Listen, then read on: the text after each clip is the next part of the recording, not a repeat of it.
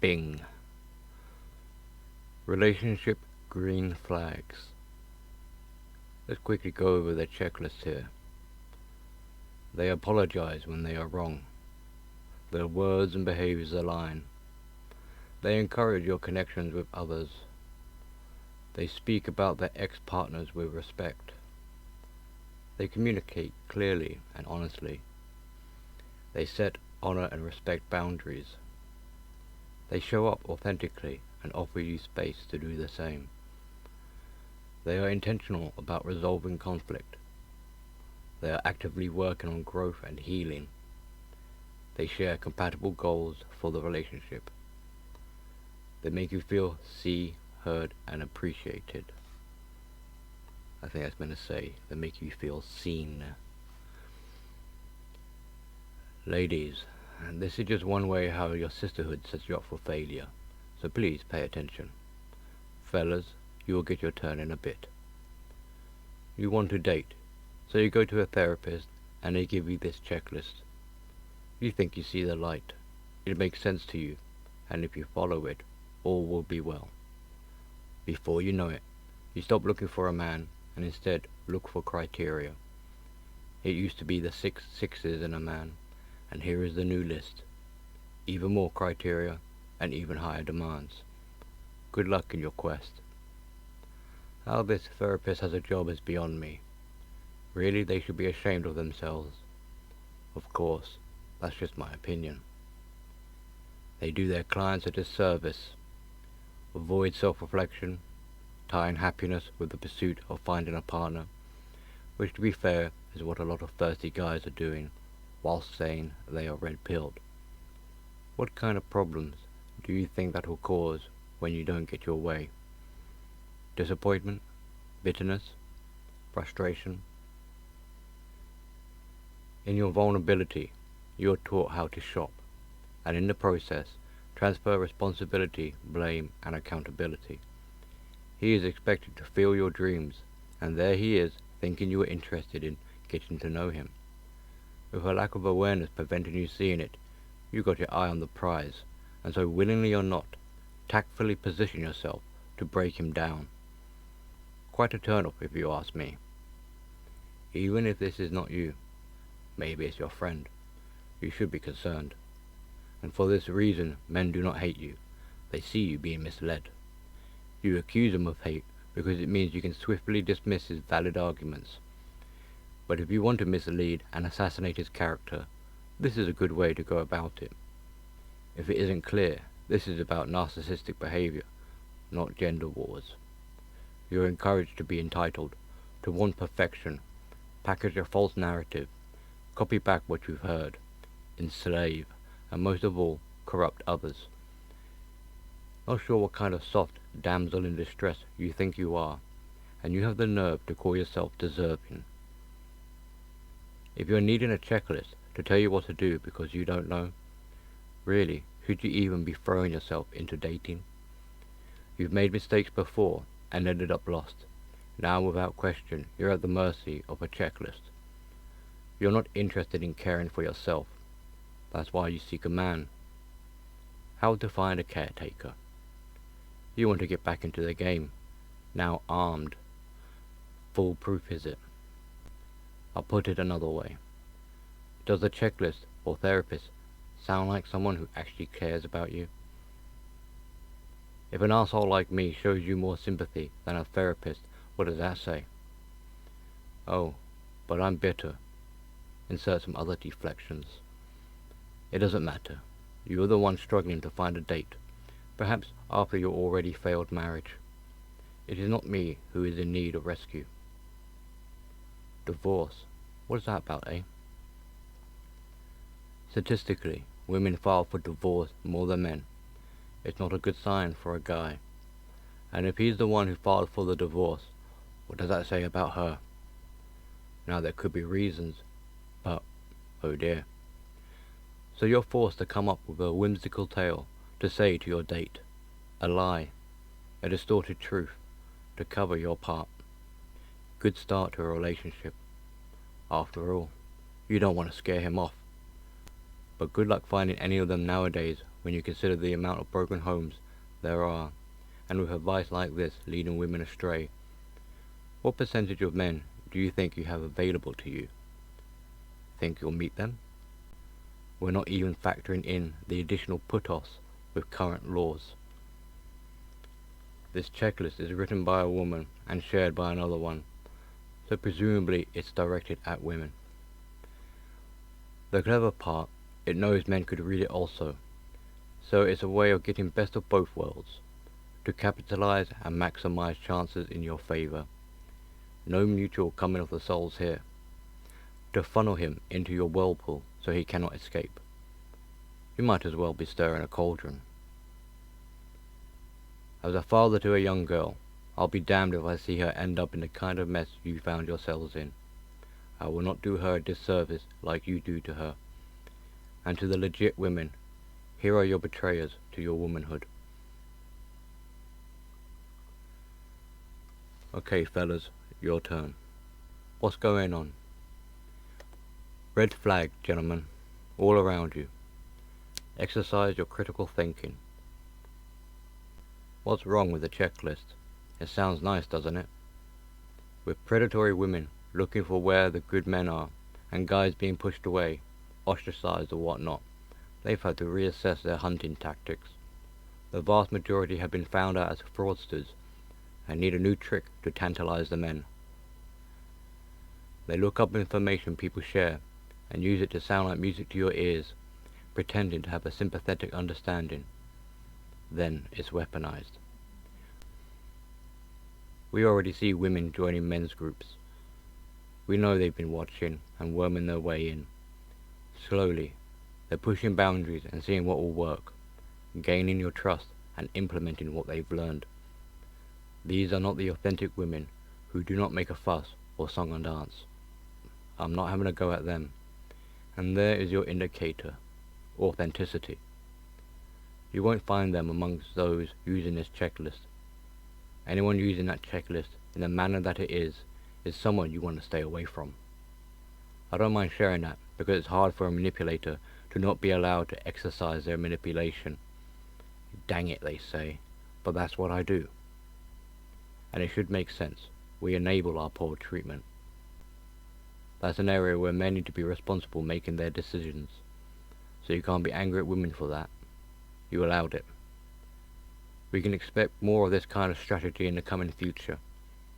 Don't be afraid to ask why, and see how much self-reflection they actually do. Look at their intentions and where it's coming from. But be warned, even this will be something they learn to fake. If it were true, they would accept consequence and be willing to live with their mistakes. They would appreciate what they have and be grateful for what they got. Many of you, knowing the information, still want to take the risk. They see that with glee. And you think you can control the uncontrollable, but you can't even control yourself. It's like a bad joke. What does that say about you? You still tie your happiness in someone else so you don't feel pain. Sounds familiar? So the checklist is really to fool potential victims and teach in a predatory fashion how to do it. Make him believe. Note how it tries to appeal to your emotions, conditioning you into a false sense of security, whilst responsibility is all pushed on they being you. That checklist is trying to rush you as a target to lower your defenses. You're given a green flag, a green light, which makes you think it's a go. With your emotional thinking now heightened, excited by your adrenaline rush, you put pedal to the metal and your dreams run rampant. Because you tick the boxes and agree with the points, you are inclined to believe they also tick the boxes. Surely they must understand these points if they are writing about them, No. This is to bait you. It's a con trick. Packaged nicely. Get you to agree to something and enter into a contract. It becomes your obligations should you agree to this one-sided transaction. This is where it goes from being a green flag into a red flag. It's not about who you are. It's about you being held up to accountability, hers and yours. From something that would normally be sound advice, is corrupted, Like when someone says, "Sure, help yourself," and they take it too far. You are expected to take the responsibility for their part while they have nothing hanging over their head. Willingly, you accept their future abuse that is to come without you knowing. You will be shit-tested to keep you accountable and to forgive her bad behavior. It's right there in the clause, resolving conflict. Didn't you know? It's written in multiple languages. It's your interpretation that gets you thinking it sounds positive. More precisely, it's your emotional thinking that makes it feel nice. And you call yourself red-pilled. More like a red gummy bear that's about to be chewed up. Oh, but everyone deserves a second chance. You want to trust someone who has proven to be untrustworthy? With a mindset like that, you're a danger to yourself. When the allure dissipates, you will blame yourself for being so naive. You will be pressured into thinking you do not live up to the person you promised to be. It's spun around. Now you're accused of tricking them, and they cry victim. You've let her down.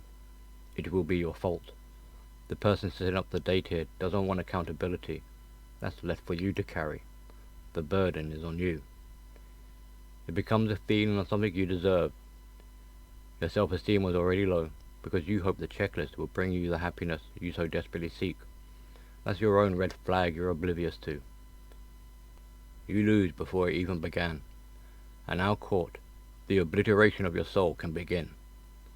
There is no way of your fairy tale being real. You want to hold up your end of the bargain to scrape at some bit of dignity and honor. Forget relying on esteem. So you stay committed. You may even beg. You want to avoid pain and being alone.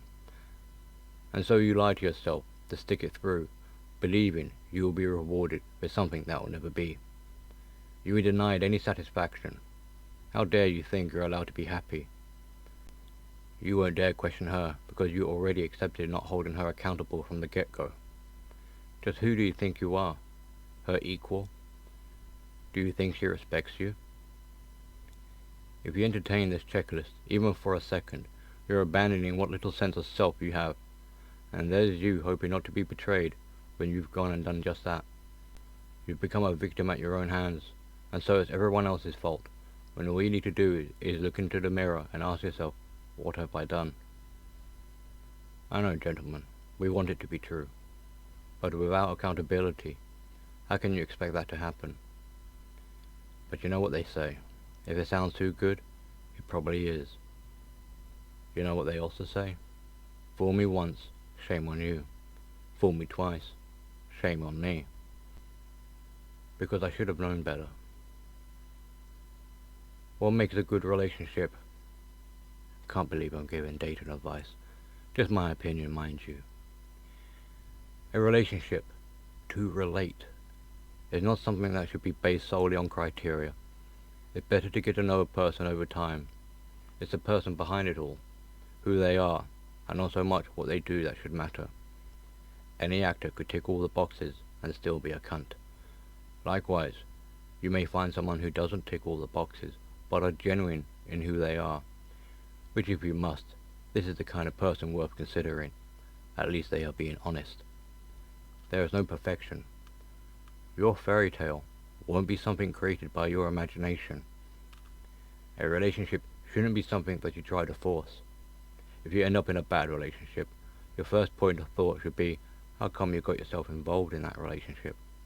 Take some responsibility, ownership for yourself. You'll see that checklist doesn't do any of that. If you do the inner work, really, you won't even need that checklist, because your own self-respect will kick in and not accept being lied to. You don't need terminology. You'd pick up vibes. To you, it would feel like deep betrayal to yourself. You could say gut instinct.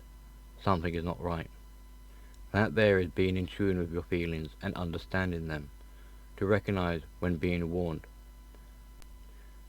Your desires do not know what's best for you, so be careful blindly following them. Ladies, and to those wanting to try this approach, no amount of fakery can make someone genuine. It's either you are or you're not. The manipulators among you is either face up to the fact you want to manipulate, or try something else. But bear in mind, whatever you try isn't going to be the real thing. There is no substitute. If you want it to be real, then you have to be real. That means saying goodbye to the life of lies you've been living, and I know many of you don't want to do that. You simply can't. The lies offer you protection and control, and you've gone through life this way. It's what you know to do. So really this mess is what you've done to yourselves. It's a tough one, I know. With a lack of self-awareness, you end up believing your own lies and think that's not you. The proof is in your actions, and you have no one else to blame. But you will, somehow. But deep down you know it's fake. Same goes for the guys. But men generally don't try to trick you into falling onto your own spear. We're not as skilled with emotional manipulation. There is no going around this. Either stop the bullshit, or be alone in your misery. Argue with me or any man, and watch how far that will get you. Insult me. Tell me I got it all wrong. Only the foolish would agree to this contract, and decent guys aren't going to settle for anything less than authentic. Oh, but it gets better. Don't forget the consequences. It's got to a point where women will, instead of setting each other up for failure and backstabbing, they will have to hold each other accountable. You want a man? Then turn to your sisters and tell her to stop ruining things for you. That means calling them out on the things you likely do yourself. You know what I mean. You do it so well. And even if you don't, you're not that naive. You just chose to turn a blind eye and help enable them. Those women drag you down with them. So don't say guys aren't helping you. The choice is yours. The problem is, do you want to be decent? Or do you want to find workarounds and continue pretending? It should be clear by now, pretending only digs yourself a deeper hole. A grave, so to speak. So if you're a woman who really wants to improve, apply this checklist to yourself before applying it to others. If you can't meet the criteria you set out, how dare you expect others to do it? Treat others how you expect to be treated. There's your equality. If you think guys don't keep each other in check, you're mistaken. I've already described guys here as foolish for believing in false promises and held them just as accountable. And what if you do find your white knight in shining armor using that list? The strain will mean he is in for an inevitable fall. Besides, anything shiny but poorly made will quickly lose its charm. You want the real deal, the prize. That's for people who put in the hard work, not charlatans who cut corners. Where is your dream of happiness now? It is based in fakery and lies. Therefore, it is impossible to genuinely attain. I think I've made my point. Remember, it takes two to tango, man or woman. If you understand, you'll know that playtime is over. A relationship is serious.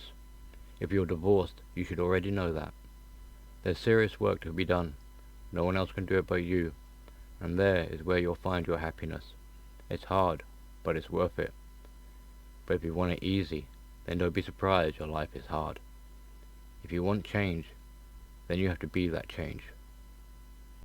Now I'm going to do what's important for my happiness, which is being grateful for the things I have and for you giving me your time and attention. Thank you.